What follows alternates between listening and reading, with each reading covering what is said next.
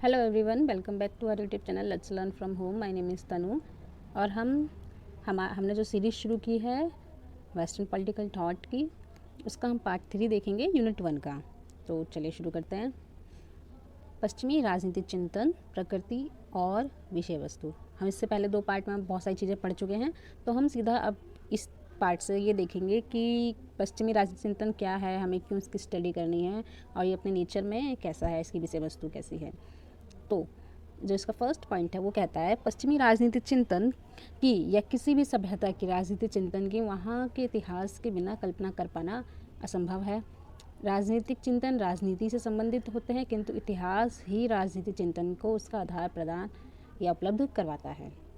हमने इससे पहले चिंतन का विज्ञान से रिलेशन, दर्शन के साथ और इतिहास के साथ देखा था, लेकिन हमने ये कंक्लूजन में निकाला था जब हम इतिहास के साथ उसको पढ़ रहे थे उसके पूरक के रूप में, तो हमने ये कंक्लूजन भी निकाला था कि इतिहास के बिना चिंतन कहीं ना कहीं अधूरा रह जाता है। और यहाँ पे फर्स्ट पॉइंट में भी ये बात कही गई है कि चाहे वो हम पश्चिमी चिंतन पढ़ रहे हो या हम किसी भी सभ्यता के कोई भी राजनीतिक चिंतन हो, चाहे भारतीय चिंतन हो, ठीक है, इंडियन पॉलिटिकल थॉट हो, लेकिन उसका जब तक हम हिस्ट्री नहीं जानेंगे तब तक हम नहीं समझ पाएंगे या फिर हम वो चीज़ नहीं जान पाएंगे जो वो कोर हमें बताना चाहता है। जैसे एग्जांपल के लिए कौटिल्य का जो हम अर्थशास्त्र है, अगर हम उसको समझना चाहते हैं तो हमें ये जानना पड़ेगा कि उसे अर्थशास्त्र लिखने की ज़रूरत क्यों पड़ी या उसने क्यों लिखा अर्थशास्त्र के बारे में, या अर्थशास्त्र उसने क्यों लिखी है। तो हमें इसका बेस कहाँ से पता लगेगा? वो हमें पता लगेगा जब उसने मौर्य साम्राज्य की शुरुआत करवाई चंद्रगुप्त मौर्य के साथ, उसने उन्हें राजगद्दी दिलवाई। तो इसके बाद में पता लगता है कि अच्छा वो एक राजा के रूप में किन चीज़ों को चाहते थे, और जब उन्होंने चंद्रगुप्त मौर्य को गद्दी पे बिठाया तो क्या जिस राजा की उन्होंने कल्पना की थी, जिस राजा के बारे में उन्होंने चिंतन किया था, तो क्या वह उन्हें वो ऐसा काम करवा पाए या फिर वह उन्हें उस तरीके का जीवन उस तरीके के नैतिकता और लक्ष्य जो वो चाहते थे वो सब संभव हो पाए या नहीं। तो ये हमें इतिहास से पता लगेगा, ठीक है, चाहे वो उस समय का इतिहास हो या आज का इतिहास हो। यहाँ पे वही चीज़ बोली गई है कि कोई भी चिंतन हो वो, ठीक है, वो इतिहास उसे एक आधार देता है, उसे एक बेस देता है, तभी वो आगे बढ़ पाता है या फिर उसे समझने में हमें आसानी होती है। नेक्स्ट पॉइंट ये कहता है कि यह कहना गलत होगा कि राजनीतिक चिंतन का अध्ययन राजनीति के बिना किया जा सकता है, लेकिन इस बात पर अवश्य बल देना होगा कि हम राजनीतिक चिंतन का अध्ययन इतिहास के अभाव में नहीं कर सकते हैं, ठीक है। यहाँ पे ये तो एक पॉइंट ही बोला कि जो लोग ये मानते हैं, ठीक है, या जो लोग ऐसा सोचते हैं कि राजनीतिक चिंतन अलग विषय है और राजनीति अलग विषय है, ठीक है, तो यहाँ पे वो कहते हैं, इस बात को नकार देते हैं कि नहीं, आप उसके बिना इस चीज़ की स्टडी नहीं कर सकते। आप किसके ऊपर थॉट्स बनाओगे जब वो चीज़ ही नहीं होगी हमारे पास। जैसे कि शासन का एग्जाम्पल लेते हैं कि शासन व्यवस्था कैसी होनी चाहिए, संसदीय शासन होनी चाहिए, एक तंत्रीय शासन होनी चाहिए, या किसी भी तरह की शासन व्यवस्था को आप एग्जाम्पल ले लो, या फिर जैसे कि संसदीय के अगेंस्ट में प्रेसिडेंशियल आता है, प्रेसिडेंशियल फॉर्म ऑफ गवर्नमेंट की अच्छी होती है या कैसी भी। तो क्या होता है कि ये जो बेस है ये हमें कैसे पता लगेगा, ठीक है, ये तो हमारी व्यवस्थाएं हैं, लेकिन फिर भी इनका चिंतन हमें कैसे पता लगेगा? कभी राजनीति का ही हिस्सा बनेंगी तभी तो हमें पता लगेगा, वो डिसीजन मेकिंग का हिस्सा बनेंगी, वरना लोगों के, गवर्नमेंट के बिना तो ये सब व्यवस्थाएं खोखली रह जाएंगी। तो यहाँ पे वही चीज़, उसी चीज़ को बताने की कोशिश की गई है कि आप राजनीति को अलग समझते हैं अगर राजनीति चिंतन से, तो ये बात गलत है। फिर वो ये बोलते हैं कि फिर यहाँ पे वही लाइन बोली गई है कि ये इम्पॉर्टेंट है कि राजनीति चिंतन को अगर का अध्ययन करना है तो हम इतिहास को नेग्लेक्ट नहीं कर सकते, उसे डिनाय या फिर हम उसे नकार नहीं सकते। ऐतिहासिक संदर्भ में राजनीतिक चिंतन का अध्ययन करना राजनीतिक चिंतन को वास्तव में समझना होता है, ठीक है। अगर हम किसी का इतिहास समझ जाएंगे ना तो हम उसके वर्तमान, मतलब उस समय के वर्तमान को अच्छे से समझ पाएंगे। जैसे कि अभी मैंने आपको कौटिल्य का एग्जाम्पल दिया था, तो हमें ये बात पता है कि किस कारण से चंद्रगुप्त मौर्य को कौटिल्य ने राजा बनवाया, ठीक है।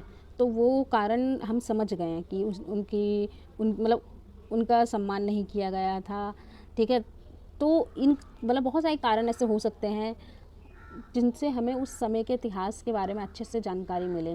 इससे क्या होगा कि फिर हम उस वर्तमान को, कि राइटर के मन में क्या था, राइटर क्या बातें सोच कर, समझ कर, किन चीज़ों पर अपना ध्यान लगा कर वो उन चीज़ों को डाल रहा था या लिख रहा था, तो हम उन चीज़ों को समझ पाएंगे कि ठीक है, उसके दिमाग में ये विषय चल रहे थे, क्योंकि वो कारण ऐसा था। जैसे कि आप मानो फ्रेंच रिवॉल्यूशन में जो रूसो जिन बातों के बारे में कहता है उसकी झलक हमें फ्रेंच रिवॉल्यूशन में देखने को मिलती है, या फिर फ्रेंच रिवॉल्यूशन की झलक उसके थॉट्स में देखने को मिलती है।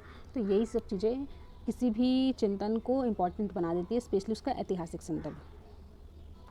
इसी बात को दूसरी तरफ से देखने के लिए यह कहा जा सकता है कि एक राजनीतिक दार्शनिक को उसके समय के वातावरण में ही समझा जा सकता है।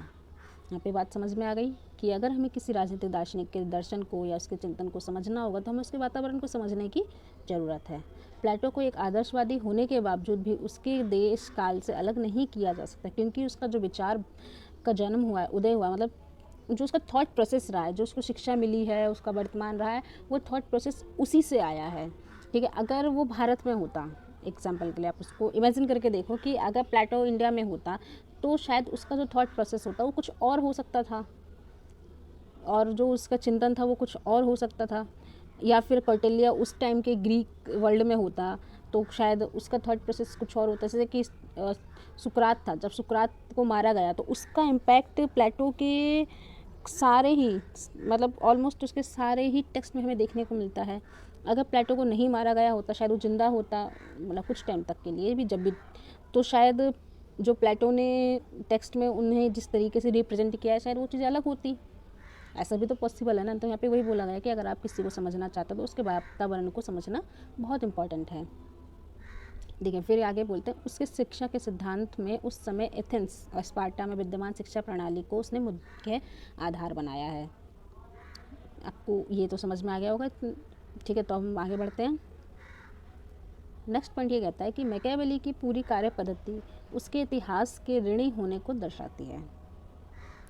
यानी कि मैकियावेली ने जो भी काम किया है वो इतिहास के बल पर किया है, और इतिहास का वो कितना बड़ा भागीदार, मतलब इतिहास का वो कितना बड़ा ऋणी है, मतलब उसने इतिहास से कितना कुछ प्राप्त किया है।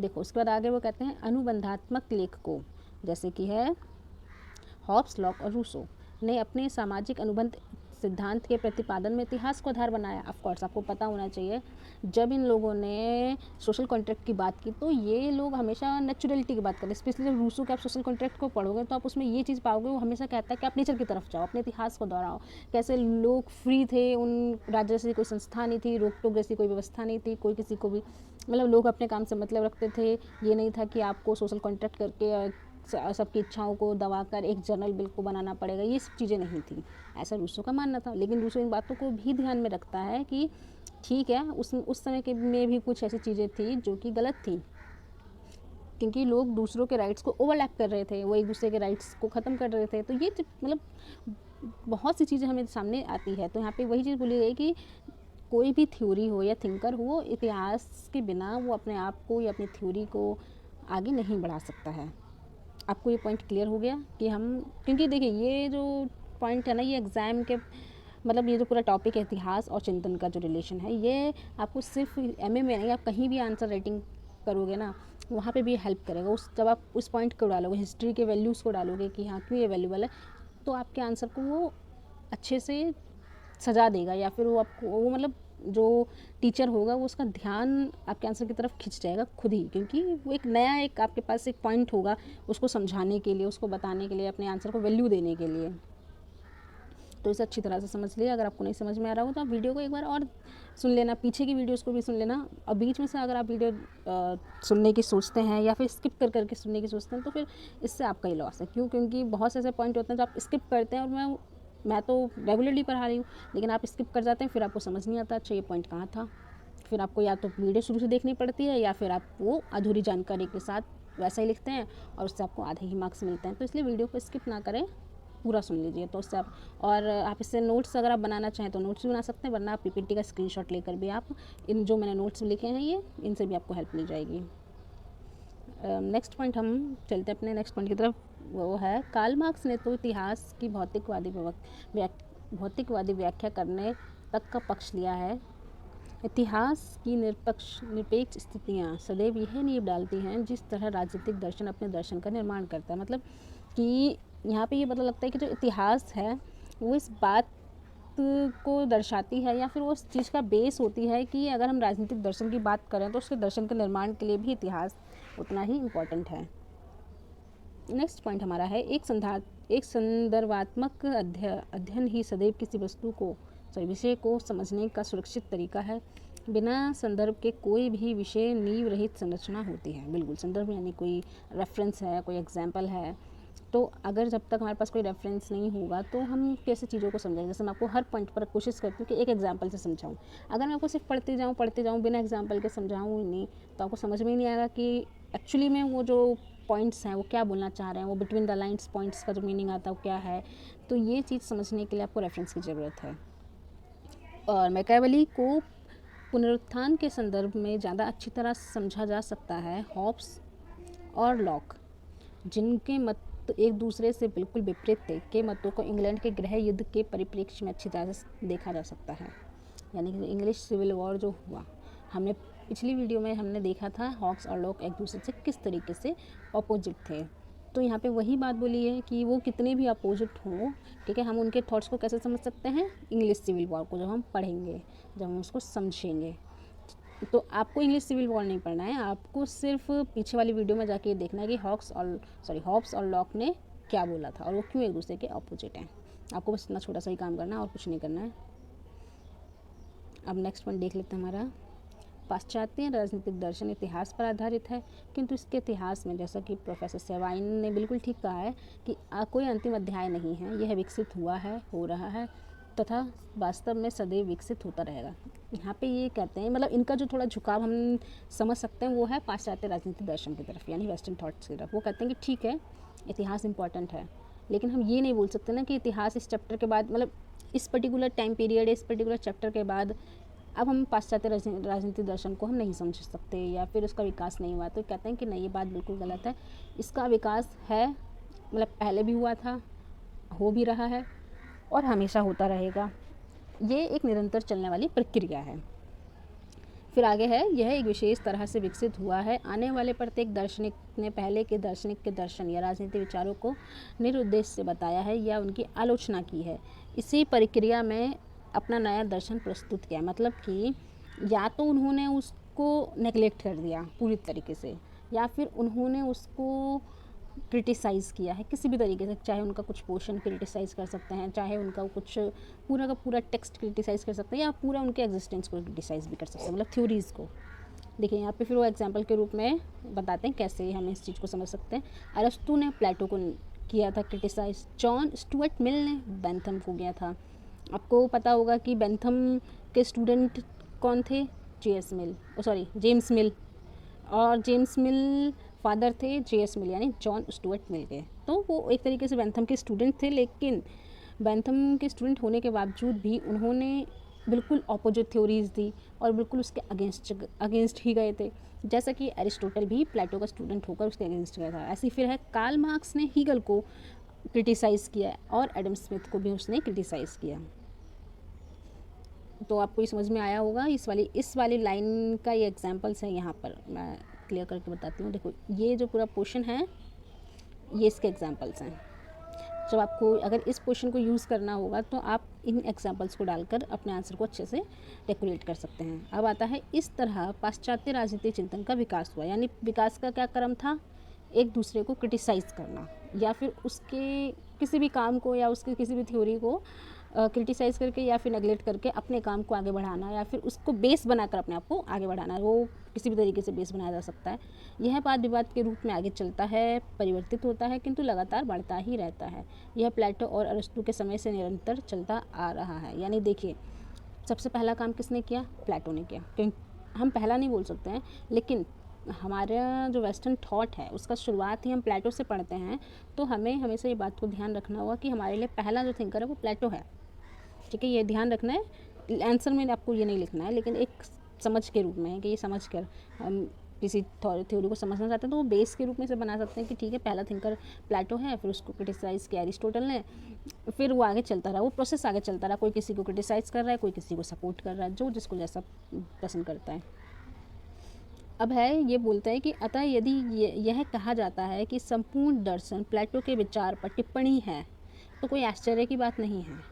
प्लेटो और अरिस्टो दोनों ने मिलकर वह ताना बाना प्रस्तुत किया जिस पर संपूर्ण पाश्चात्य राजनीति दर्शन टिका हुआ है।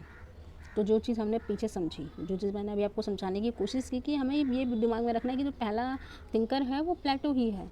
यहाँ पे भी यही बात बोली गई कि जितना मतलब इन्होंने पूरे के पूरे वेस्टर्न थॉट के एग्जिस्टेंस पर एक टिप्पणी करी और वो ये बोला कि जो पूरा वेस्टर्न थॉट है वो प्लेटो के विचारों पर टिका हुआ है, क्योंकि वो कोई उसे क्रिटिसाइज़ करता है तो कोई उसे सपोर्ट करता है। और स्पेशली खुद उनका स्टूडेंट अरस्तु, मतलब स्पेशल तो मेनली तो प्लेटो है, लेकिन फिर बाद में हम अरस्तु को भी देखते हैं, क्योंकि रियलिज्म और आइडियलिज्म की जब बात आ जाती है तो फिर उसमें हम अरस्तु को भी इंक्लूड कर लेते हैं। राजनीतिक आदर्शवाद और राजनीतिक यथार्थवाद पाश्चात्य राजनीति के दो आधार स्तंभ हैं, जहाँ से अनेकों प्रकार के संबंधित विचार जन्म लेते हैं। मतलब कि जो हमने फर्स्ट अपने पार्ट में देखा था कि दो तरह के विचार हैं, ठीक है, और वो जो दो तरह के विचार हैं वो है आदर्शवाद और यथार्थवाद। इन्हीं पे सारा का सारा जो थॉट है, वेस्टर्न थॉट है, वो इन्हीं पे टिका हुआ है। और वो किसके विचार है? आदर्शवाद रिप्रेजेंट करता है प्लेटो को, यथार्थवाद रिप्रेजेंट करता है अरिस्टोटल को। अब है यह पहचान पाना आसान नहीं कि पाश्चात्य राजनीति चिंतन में क्या क्या शामिल है। ठीक है, हमने ये बेस तो हमने निकाल लिया है। अब ये बोलते हैं कि और क्या शामिल है, ये काफ़ी मुश्किल है पहचानना। इसके लिए प्रयास अर्थात विवेक अनुसार निर्णय करना होगा, किंतु फिर भी पाश्चात्य राजनीतिक दर्शन की प्रमुख विषय वस्तु को उस पर विचार करने के उद्देश्य से दो भागों में बांटा गया। मतलब इन्होंने दो हिस्सों में बांट दिया ताकि अच्छे से समझ सकें कि पाश्चात्य राजनीतिक दर्शन है क्या एक्चुअली में। फर्स्ट पार्ट है राजनीतिक संस्थाएं और प्रक्रियाएं, सेकंड पार्ट इसका है राजनीतिक आदर्शवाद और यथार्थवाद। तो हम देखते हैं पहले पश्चिमी राजनीतिक चिंतन, संस्थाएं और राजनीतिक प्रक्रियाएं के बारे में।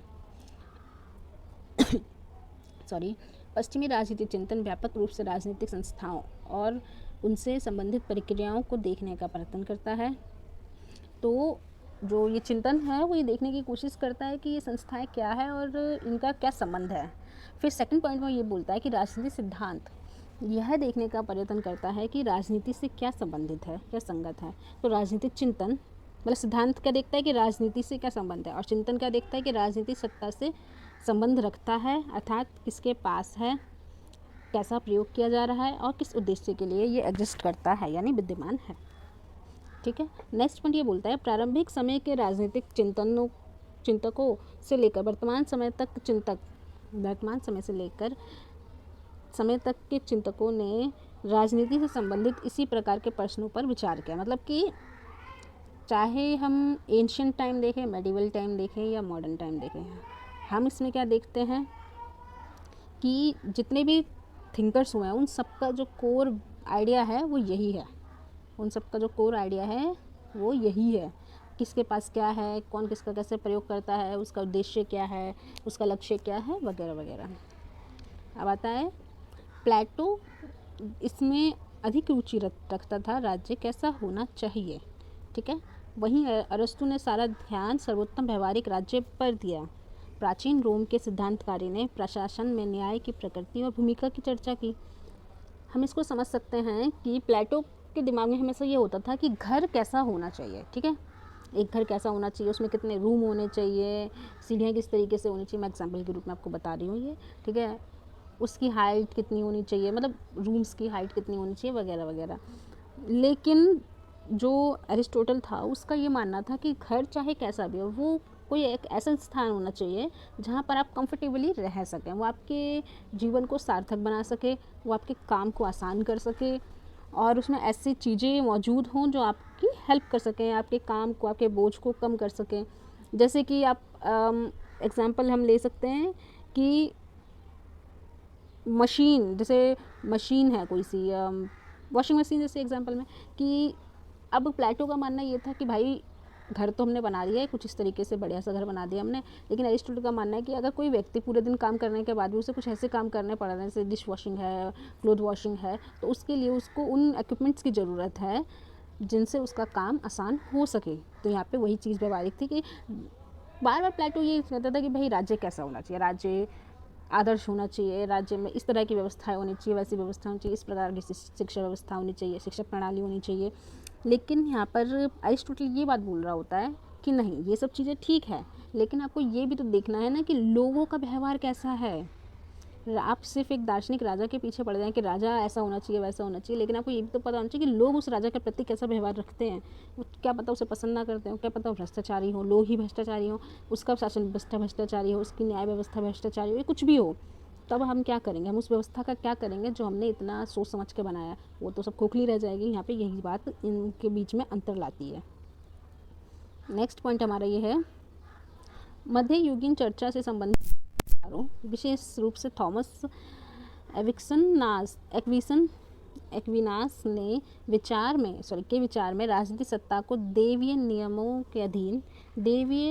की प्राकृतिक नियमों के अधीन, प्राकृतिक नियमों को शाश्वत नियमों के अधीन कार्य करना चाहिए। यहाँ पे उन्होंने बताया कि जो राजनीतिक सत्ता है उसे देवी के नियमों के अधीन काम करना चाहिए, और देवीय नियम ऐसे होने चाहिए जो प्राकृतिक नियमों के अधीन हो, और प्राकृतिक नियम ऐसे होने चाहिए जो शाश्वत नियमों के अधीन काम करते हों। ठीक है, यानी बेसिकली आपको शाश्वत नियमों के अधीन ही काम करना है, लेकिन वो प्रोसेस है एक पूरा का पूरा।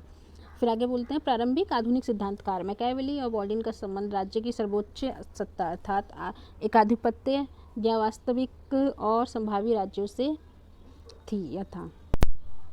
नेक्स्ट पॉइंट हमारा है, अनुबंधवादी।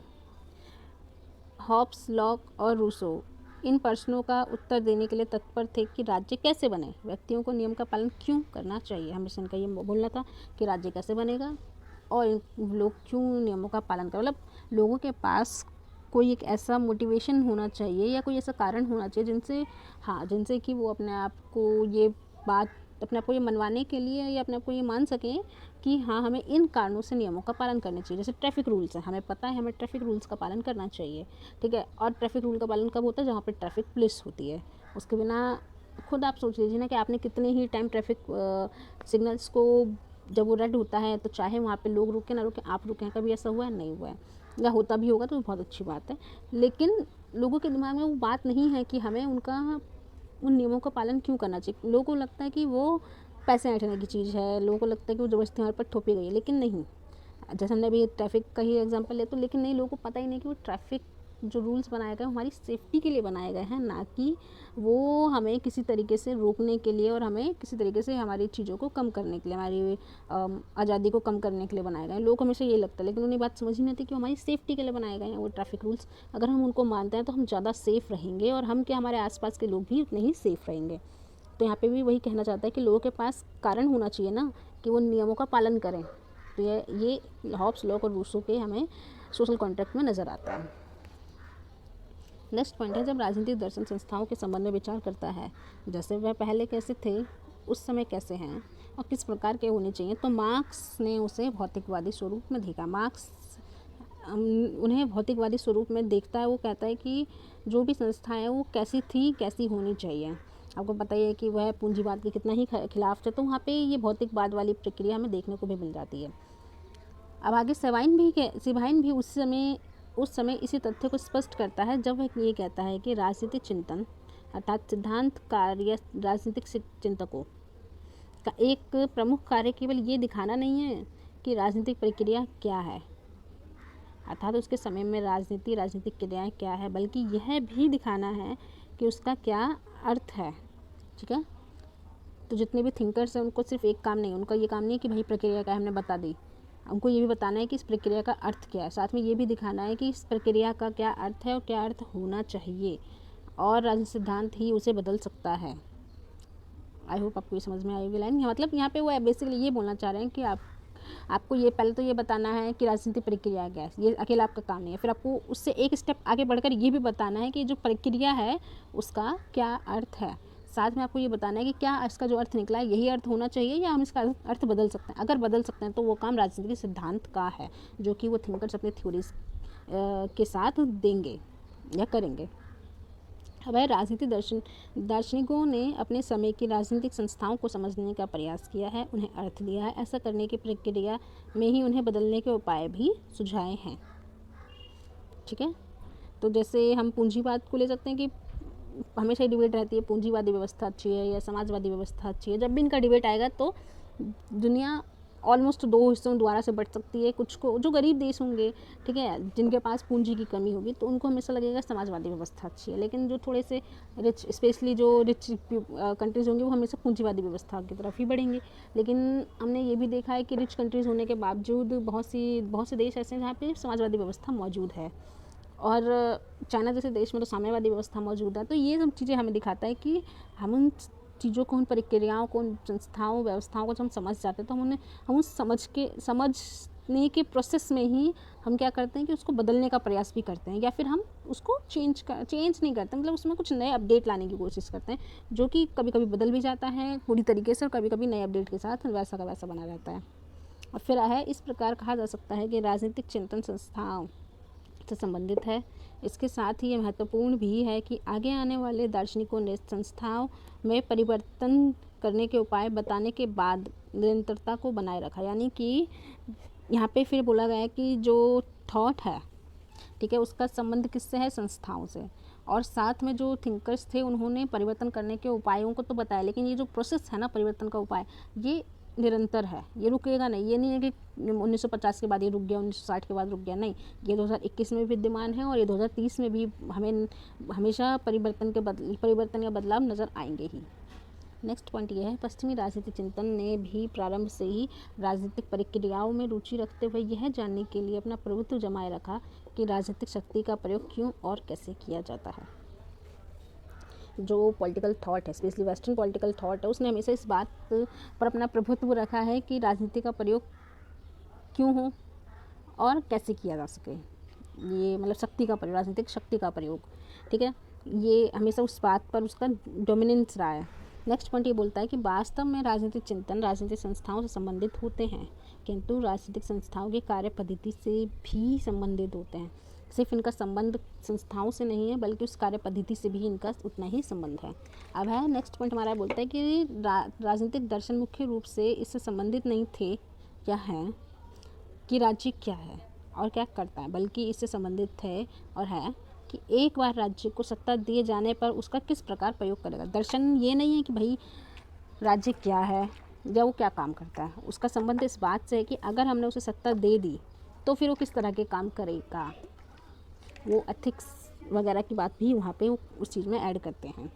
नेक्स्ट पॉइंट है, दूसरे शब्दों में राजनीतिक चिंतन ने राजनीतिक संस्थाओं के अध्ययन के साथ साथ शासित करने के नियमों अर्थात उस प्रक्रिया पर भी अपना प्रभुत्व बनाए रखा कि राजनीतिक सत्ता का उपयोग कैसे किया जा सके। तो ये चीज़ हमें समझ में आ गई कि वो क्या कहना चाह रहा था कि राजनीतिक सत्ता का उपयोग करना कैसे है। ये इसके ऊपर अपना डोमिनेंस किसने रखा है? राजनीतिक चिंतन ने। क्योंकि दर्शन कुछ और, दर्शन भी ये बात जानना चाहता है कि भाई मतलब, लेकिन दर्शन कहता है कि पहले आप काम करो, फिर हम उसके बाद उसको हम देखेंगे कि आपने कैसा काम किया। लेकिन राजनीतिक चिंतन का ये है मानना कि आपको करना क्या ये भी हम ही बताएंगे। नेक्स्ट पॉइंट हमारा ये है, शासित करने के नियमों का अर्थ है कि वहाँ पर कानून होगा जो व्यक्तियों को शासित करेगा, ना कि व्यक्ति जो शासन करता हो, यानी राजा। और नियम की बात की गई कि राजा का नियम नहीं होगा वहाँ पे, बल्कि जो कानून सबके लिए बनाए गए वो कानून होगा। यह जोर जबरदस्ती, निरंकुश और सर्वसत्तात्मक शासन का अस्वीकरण है। यह शक्ति और उसके उपयोग का औचित्य समर्थन है। मतलब ये शक्ति आपके पास है तो आपको उसका अच्छा सा उपयोग करना है, आपको उसका मतलब ठीक से प्रयोग करना है। ये नहीं कि आप अपने फ़ायदे के लिए किसी भी तरीके से उसको प्रयोग में ला रहे हो। शासित करने के नियमों में एक संकल्पना के रूप में कुछ विशेषताएं हैं, वो विशेषताएं हम देखेंगे एक एक करके। कानून को अव्यक्तिगत रूप से लागू किया जाएगा, यानी किसी व्यक्ति का उस पर किसी प्रकार का प्रभाव नहीं देखने को मिलेगा। इसका प्रयोग अपने व्यक्तिगत उद्देश्यों की पूर्ति के लिए नहीं किया जाएगा, इसे बिना किसी भेदभाव के लागू किया जाएगा। यद्यपि यह किन्हीं विशेष परिस्थितियों में किया गया कार्य होगा, किंतु यह विशिष्टताओं में स्वतंत्र होगा। यह मनुष्य को दूसरे मनुष्य से जोर जबरदस्ती से काम कराने की मनाही करता है। इसे समाज के सामान्य आदर्शों और संतुलन के प्रति उत्तरदायी होना होता है, और साथ ही से तर्क के अनुसरण में भी होना होता है। देखिए कानून क्या है, कानून किस प्रकार का होना चाहिए, वो इन पॉइंट्स में बता दिया गया है। और शासित करने के नियम, मतलब नियम या शासन करने के कानून क्या है, वो सभी यही बात यहाँ पे बताई गई है।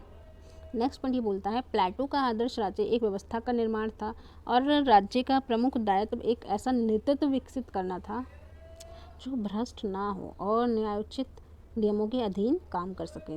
अरस्तु ने व्यक्ति विशेष, भले वो कितना बुद्धिमान क्यों ना हो, के शासन की तुलना में नियमों के शासन को अच्छा माना है। प्लेटो कहता है कि एक व्यक्ति ऐसा होना चाहिए, जैसे स्पेशली दार्शनिक राजा की बात करता है, फिलोसोफर किंग की, तो एक ऐसा व्यक्ति होना चाहिए जो कि बहुत ज़्यादा समझदार हो, अच्छे से निर्णय ले पाए, उसकी न्याय व्यवस्था काफ़ी अच्छी हो। लेकिन एरिस्टोटल ये बात बोलता है कि नहीं, चाहे वो कितना भी बुद्धिमान क्यों ना हो, लेकिन आपको हमेशा नियम के शासन को, रूल ऑफ लॉ को लागू करना चाहिए। वही बेस्ट फिलॉसफी है या वही बेस्ट तरीका है एक अच्छे राज्य की प्राप्ति के लिए। फिर आगे है, रोम और मध्य युगीन विचारकों ने नियम की प्रभाविता का पक्ष लिया, भले ही वह भौतिक हो या धर्म संबंधी। मतलब उनका मानना है कि चाहे भौतिक नियम हो या धर्म संबंधी नियम हो, हम नियम से ही चलेंगे। ऐसा रोम और मध्य युगीन के जितने विचारक थे उनका मानना था। फिर अनुबंधवादियों ने प्राकृतिक नियमों का संदर्भ दिया। वो नेचुरल लॉज, नेचुरल जस्टिस की बात करते हैं, या फिर वो नेचुरल राइट्स की बात करते हैं। मार्क्सवादियों ने राज्य का शोषण के साधन के रूप में बहिष्कार किया, तो अराजकतावादियों ने बाहर से ला दी गई सत्ता का विरोध किया। किसी भी आधुनिक राजनीतिक दार्शनिक को यदि कोई है समाज की नींव के रूप में शासन के नियमों का निर्माण किए बिना किसी प्रणाली के संबंध में उपदेश नहीं देना चाहिए। यहाँ पे बोलता है कि कोई भी दर्शन हो, ठीक है, आपको पहले समाज का निर्माण करना है, और निर्माण कैसे होगा? नियमों से होगा। आपको रूल ऑफ लॉ का या फिर आप ऐसी व्यवस्थाओं का निर्माण करो जो कि नियमों को ठीक से संचालित करती हो और उसे लागू भी करती हो, तभी आप कोई उपदेश दे सकते हैं, वरना आपको कोई हक नहीं उस किसी भी तरीके के उपदेश देने के लिए। अब आता है पश्चिमी राजनीतिक चिंतन, ठीक है। तो हम देखेंगे राजनीति आदर्शवाद और राजनीति यथार्थवाद संपूर्ण पाश्चात्य चिंतन में दो धाराओं के साथ चलता है। वह है राजनीति आदर्शवाद, जिन्हें हम राजनीति दर्शन के रूप में देखते हैं, और राजनीति यथार्थवाद, जिसे हम राजनीति विज्ञान के रूप में देखते हैं।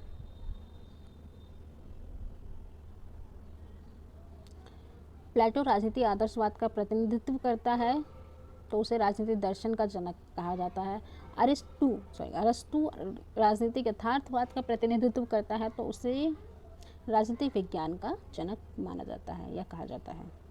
नेक्स्ट पॉइंट है, दर्शन और विज्ञान के पाश्चात्य राजनीतिक चिंतन को अपने प्रभुत्व में रखा है, ठीक है। दर्शन और विज्ञान ने जो वेस्टर्न पॉलिटिकल थॉट है उसको अपने प्रभुत्व में रख रखा है, मतलब ये दोनों डोमिनेंट हैं।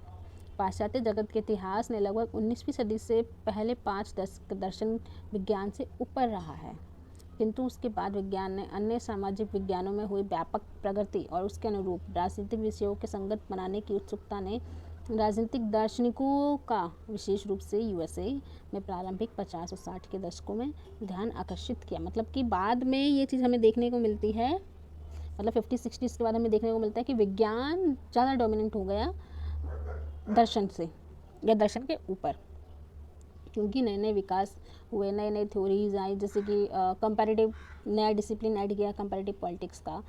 तो कंपैरेटिव पॉलिटिक्स का जब डिसिप्लिन ऐड किया गया तो ऑफ कोर्स कंपैरेटिव पॉलिटिक्स विज्ञान पर ज़्यादा फोकस करता है, और ये हम कंपैरेटिव पॉलिटिक्स के चैप्टर में भी देख चुके हैं। उसका जो फोकस है ज़्यादातर विज्ञान पर है, इसीलिए वो विज्ञान ज़्यादा दर्शन पर हावी होने लगा या अपना प्रभुत्व बनाने लगा। इसके बाद एक प्रमाणिक राजनीतिक सिद्धांत और अनुभव सिद्ध सिद्धांत, परंपरावादियों और व्यवहारवादियों के बीच वाद विवाद का युग आया कि राजनीतिक सिद्धांत जीवित है या मृत है। मतलब कि पॉलिटिकल थ्योरीज और जो अनुभव सिद्धांत है, मतलब ये जितने भी यहाँ पे स्कूल्स की बात की गई है, वहाँ पे इन लोगों ने जब डिबेट की, इनका डिबेट का क्या मुद्दा था कि पॉलिटिकल थ्योरी या थॉट जो है वो मृत हो गए हैं या अभी भी जीवित हैं समय के साथ। इन विचार विमर्शों की दर्शन और विज्ञान, आदर्शवाद या यथार्थवाद के बीच खींचताने की कोई विशेषता नहीं थी। इन सबसे केवल पाश्चात्य परंपराओं में परिवर्तन और निरंतरता ही प्रमाणित हुई। मतलब कि जो पाश्चात्य परंपराएं थे, इन सब के जो भी इन लोगों ने अपने थॉट्स दिए, डिबेट्स की, उनसे ये समझ में आया कि हाँ, आप समय के साथ बदलाव कीजिए और वो निरंतरता के साथ होना चाहिए। नेक्स्ट पॉइंट अब ये बोलता है, बर्लिन ने गाउल्ड एंड थॉल्स्टॉय में समकालीन राजनीतिक चिंतन नामक लेख में लिखा है, नव मार्क्सवाद, नव टॉमवाद राष्ट्रवाद, इतिहासवाद, अस्तित्ववाद, आवश्यकता विरोधी उदारतावाद और समाजवाद अनुभव सिद्ध रूप में प्राकृतिक अधिकार और प्राकृतिक नियमों को प्रस्तुत करना एक महत्वपूर्ण परंपरा की मृत्यु का सूचक ना होकर उसे नए अकल्पनीय विकासों का द्योतक है। मतलब इसका क्या मानना है, वर्लिन का मानना है कि ये जितनी भी ये स्कूल्स हैं ना, ये सब उसे ये सब उसे मृत्यु नहीं, मृत ना मानकर उसे एक नया जीवन मानते हैं कि उसने अपना एक नया विकास किया है, नए जीवन के रूप में अपना विकास किया है। समस्त राजनीतिक चिंतन में इसी पर विचार हुआ कि क्या होना चाहिए और क्या है, तथा निरंतर इन दोनों के बीच चिंतन चलता रहता है। ये अभी भी चलता है, समकालीन राजनीतिक व्यवस्था में भी हम ये सब चीज़ें देखते हैं। तो अब हम मिलेंगे हमारे नेक्स्ट वीडियो में, लेकिन आप उससे पहले प्लीज़ वीडियो को लाइक कीजिए, कमेंट कीजिए और चैनल को सब्सक्राइब कीजिए। और जैसा कि मैंने आपको बोला था कि मैं आपको एक बुक का नाम दूंगी और आपको उसके राइटर को बताना है कि किसने लिखा है, कब लिखा है और उस बुक का कोर क्या है। तो आपका आज की जो बुक होगी, आपको कैपिटल के बारे में बताना है कि कैपिटल किसने लिखी है, कब लिखी गई है और उसका कोर क्या है। तो आप कमेंट में इसका आंसर दीजिए। तो मिलते हैं नेक्स्ट वीडियो में। Thank you.